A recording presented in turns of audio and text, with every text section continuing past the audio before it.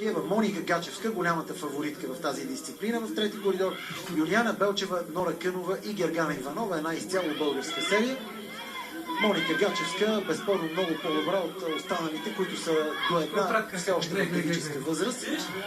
Моника Гачевска, дългогодишен национален състезател, почти не е пропуснала голямо състезание през последните 7-8 години. 23 секунди и 19 стотни, много добро постижение за този етап от сезона на Моника Гачевска. Веднага за сравнение, норматив А за премиране по високата скала 23 секунди и 6 стотни. Жалко не изстигна на Моника Гачевска.